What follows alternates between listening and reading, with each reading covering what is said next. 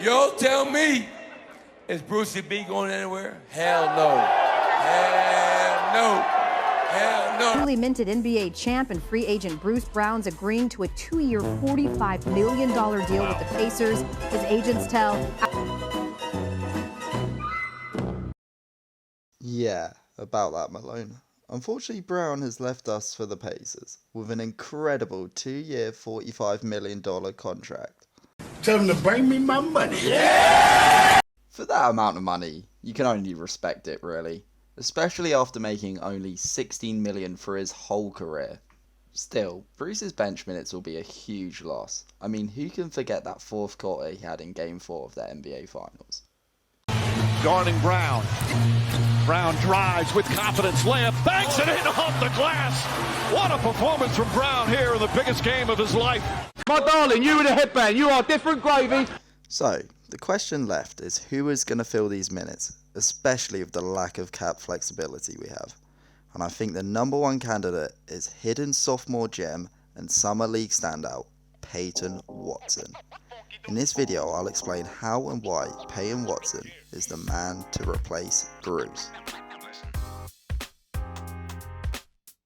Watson was a high school phenom with freak athleticism, elite defense, and an ability to drive the ball. At his time in Los Angeles Polytechnic, he was ranked 12th in his class nationally and earned McDonald's All-American honors. All this high school success led to an offer from UCLA, which he gladly accepted to stay in state. With his defensive versatility and freak athleticism, he looked to be a freshman with a lot of playing time, yet early on he struggled for it.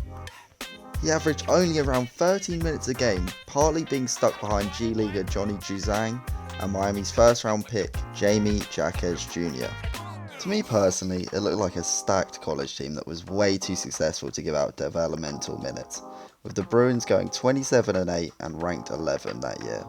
Still, he managed to showcase his defensive ability once again and earned all Pac-12 freshman honors.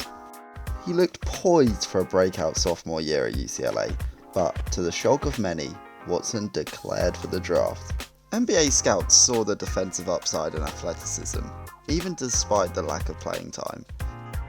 Weaknesses were the usual rookie flaws of a struggling shot and weight gains, especially as he gave up his sophomore year, so he was largely seen as a long-term project.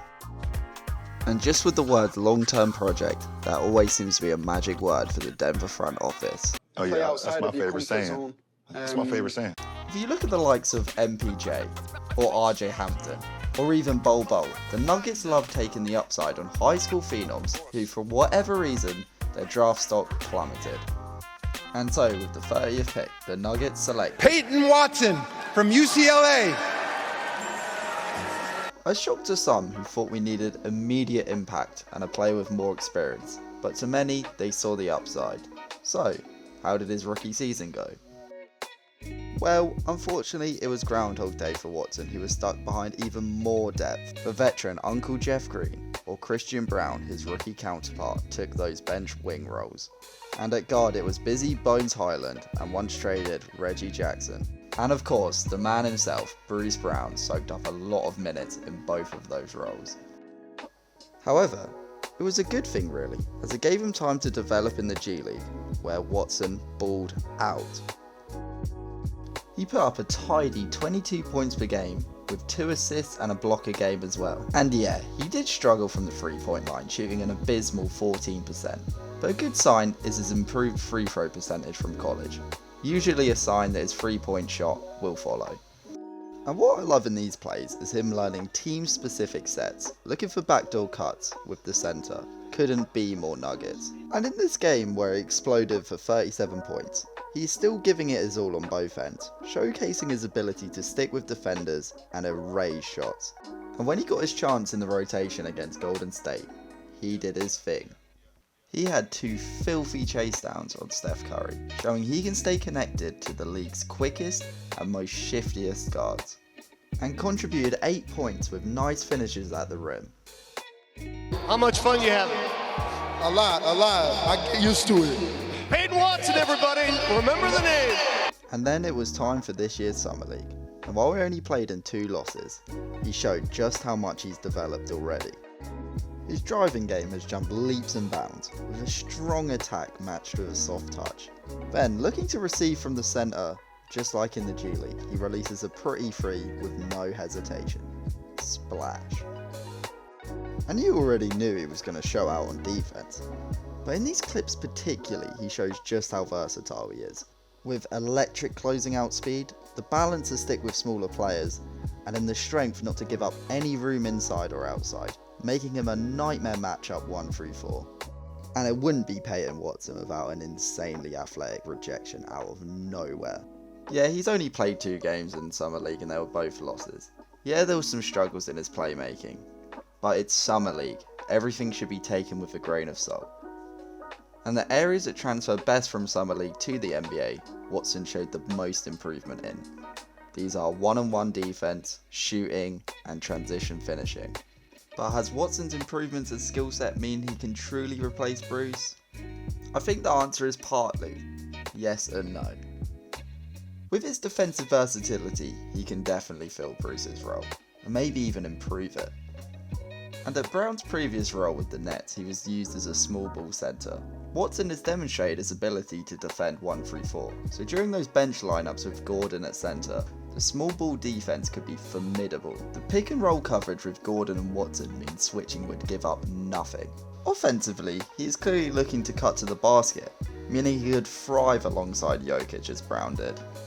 And in Summer League, Watson spoke on taking Brown's role. It definitely means opportunity for me and the rest of the guys on the team. Obviously, there's a next man up mentality, and we just got to focus on who's here, what we got, and getting better and getting back to the same point next year. And while it's clear he's hungry for more minutes, he doesn't really comment on replacing Brown specifically. And I think it's because his role as the possible 6th man will have to be different. I don't think he's a natural playmaker, and despite experience playing guard in college, he doesn't look to pass as his first option, and for this reason to me he is more of a Jeff Green replacement. Re-signing Reggie Jackson despite his lack of playoff time, and signing veteran point guard Justin Holiday, to me suggests the front office are looking for Watson not to be the backup point guard, and instead be a wing defender off the bench who gets out in transition and scores, and when an open 3 is there, take it. Just like Uncle Jeff. And I don't think it's fair to put Watson into a box. He is such a raw and unique prospect who has jumped leaps and bounds already in just the little experience he's had. I think there could be some growing pains this year when he's in the rotation, but the sky is truly the limit for Watson, and he may just be the X factor the Nuggets need to repeat. Thanks everyone for getting this far through the video, it means a lot. I'm new to this, thanks for excusing the British accent as well, much appreciated. But yeah, I'm hoping to make a few more videos. Next week, hopefully, I'm going to be able to make a video on the Nuggets backup centers over the years. And if there's anything you specifically want to see, let me know in the comments. Anyway, thank you once again, and goodbye.